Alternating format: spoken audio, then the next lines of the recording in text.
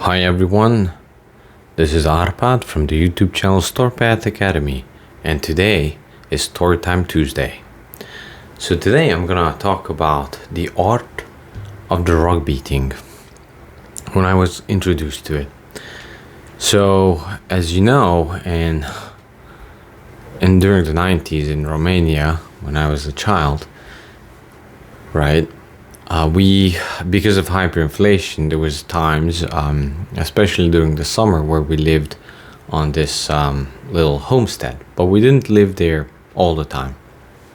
Especially during winter, in some cases, we would still move back to the flat in the city, right?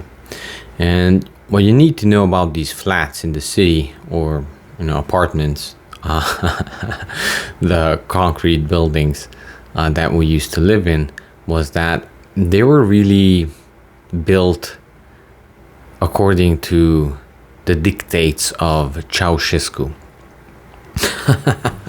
And by that I mean they were meant to be, you should be living a limited lifestyle, let's just say that, a 15-minute city type of deal. And one of the perks of that was that you were only allowed 2 outlets in the whole apartment, where you would have about 10 amps, I believe 15 or 10 amps. Everything else was below that, because nobody needs more than that, right? In communism, everything is provided for you from the factory that you work in, day in and day out, right? Well, usually 8 hours, and then the next 8 hours they have a different programs, and they have kind of your whole life figured out for you, right? So you don't need more than 2 outlets. One was the refrigerator, and the other one was for luxury, basically maybe a washing machine, or you could unplug that and then you could vacuum the rug if you had a vacuum given to you by the factory that you worked for, right? But you had to watch out with the vacuum, because some other outlets would not run that well, and you would have constant issues with with it blowing out the fuse and in the fuse box and so on and so forth. So I don't know what happened with that government issued a vacuum cleaner. I think it was not government issued, it was the factory issued vacuum cleaner. I think it was a gift of some sorts if you worked enough in the factory, right? And it worked for a long time. Actually, it was quite good, but something happened to it, and we just joined everyone else that was in the similar situation. And maybe even if your vacuum would have worked, it was fashion to roll up the rug and take it outside and clean it outside between the flats, the buildings, right, basically. But everything was thought out well, right? So every now and then, I think my father just wanted us to do something. Not having television. That's how it felt like anyway. I'm sure that wasn't the case, but that's how it felt like. And we would take out the rug for a good beating. And basically how that would happen was that you had to first clean everything in the house while the rug was rolled up, right? Both of the 2 rugs that was rolled up from the floor. I'm not sure about the rugs on the wall, but I know, yeah, those were kind of like decorative. You would not want to beat that, because it would that was just too beautiful, I guess. So anyway, we would roll up the rugs and we would clean, the 2 rooms we had, and kitchen and everything else, and then it commenced. It was quite exciting, because it was sort of a boy turning into a man if you were able to help your father with taking out the rug for a good clean.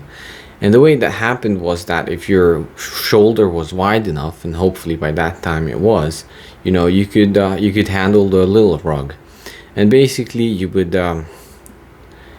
roll up the rug, put it on your shoulder, walk maybe 7 stories down, with the rug on your back. And as soon as you would exit the building, there were these metal bars specifically installed at between buildings, basically the little green areas where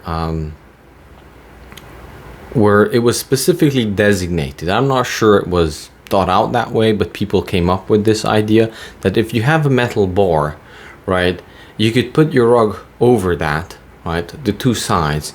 And then there were these rug beaters, I guess. They were made out of willow tree, so it would be braided, right? It would be braided and would have this nice little end that looked like almost like a rose. And we just loved that because it was somewhat flexible, you know. And as you would hit, you'd make that sound, and you would just smack the rug. and as you would smack it, right, from one end, on the other side, all the dust that accumulated would go out. Now, it wasn't necessarily healthy, and it wasn't necessarily good for the environment, and it was lint everywhere. But you would just give it all, you know, and you would beat it, and you would prove yourself to your father that you're worthy of this task, and you would smack it. And in the meantime, he would bring down the bigger rugs, right? And it was just rugs, people in line in some cases. And you would, because usually you would do this on the weekends. This was a really good weekend activity for people, especially the men in the family, right? So you would beat that, you would beat and smack it until you felt like there was nothing coming from it out. And then you would flip it and you would beat the other one, right? And then you would roll that up on it, right? So this was a bar, and this was quite high up, you know, and you would need some help, or you would bring a little chair if you weren't tall enough. And once you were done with that, you couldn't put it on the ground, so you would put it on your shoulder and go back up, right? And it would be someone else's turn. So every now and then, every weekend, we would beat the rug, and it was less ritual. It was this ritual that gave sort of a framework to our lives, right? Because we didn't have much, but we had this. And it was fun. I just absolutely loved it. It was hard work, though. It was hard work. It was a test of manhood, I would say. And it, you know, if you were lucky and it was summertime, you could also wash the rug there, as it would be there. But you would want to watch out. You don't want to leave it there for too long to dry unattended, because somebody would steal it. Or we would have like some neighbors on the ground floor kind of on duty to watch it, right? So they were kind of, that was their job, basically. That was their job, basically, especially the elderly. They didn't have much to do. And for payment, because of they doing that, you would help them, of course, clean their rug this way as well. And the lovely thing was about that, because during the weekends it was very busy. It was always someone beating the rug, you know, 5 o'clock in the morning, and you would wake up for the echoes, that, you know, those very loud echoes of these 10-story concrete buildings. It was just multiple echoes. You would never know where the sound would be coming from this concrete maze, because it would be like multiple echoes, bam, bam, bam, boom, bam, bam, bam. And that was it, like, for the weekends. But when it wasn't the weekend and people were working, it was ours, basically. If the young folk. And what we did on these bars was actually, we constantly challenged ourselves to exercise.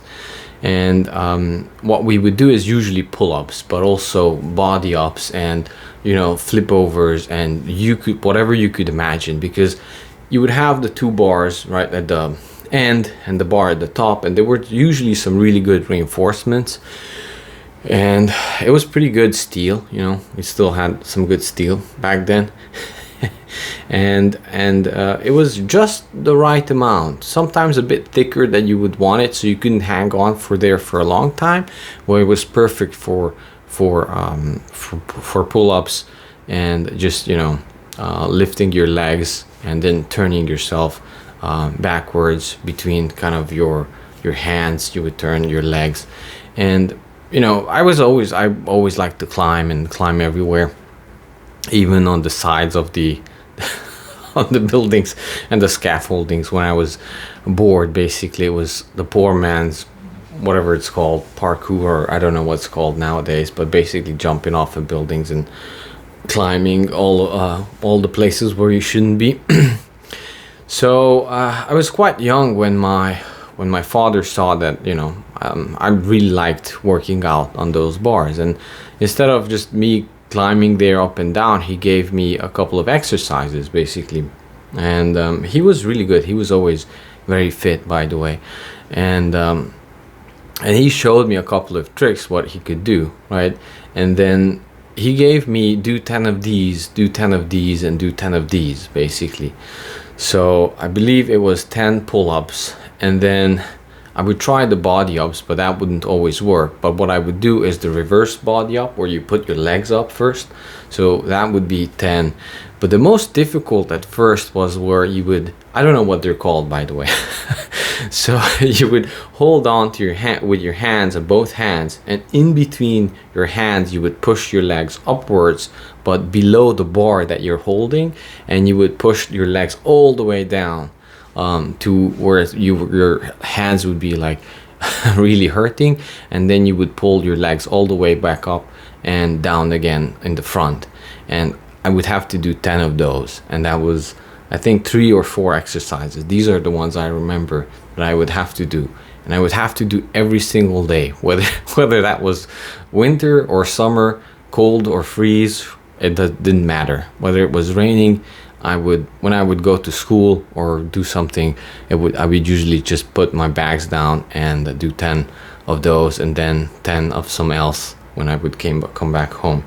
And that reminds me, that some of these exercises, even now, whatever I do, right, whatever, there are just certain types of people where they can just go for a long time and they are excited to work out, and I'm not necessarily one of those people, but boy do I sure love a challenge. So my approach ever since that to exercise was to challenge myself and challenge people, and we would kind of have this agreement between us, young people back then, and even today with my friends, and especially Romanian friends, whether that's challenging each other through just like messaging, or if we meet, we usually we do 30 days challenges, and okay, let's do 30 days of these 4 exercises, and these are the weights we're gonna use, these are the reps that we're gonna do, and if you fail, if you miss a day, basically, then you have to start the 30 days over. So, and it has worked out pretty well for me, and I think that's where it started. It started with beating the rug on those bars, and just always hanging around there and making some type of exercise that, trying to make my father proud. So if you're having trouble or issues with going to the gym, maybe you're not that type of person, but maybe you love a good challenge. So here's my challenge for you, right? Do 30 push-ups for the next 30 days, right?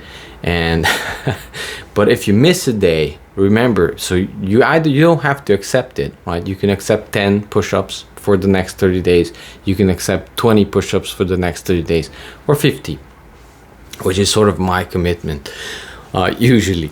So it's not too much. What you want to do is just enough where you can know you're gonna do it, whether you're sick, whether it's raining outside, or whatever happens. You're always gonna have a few minutes to do that number. You don't want to overcommit, but if you commit, you gotta commit.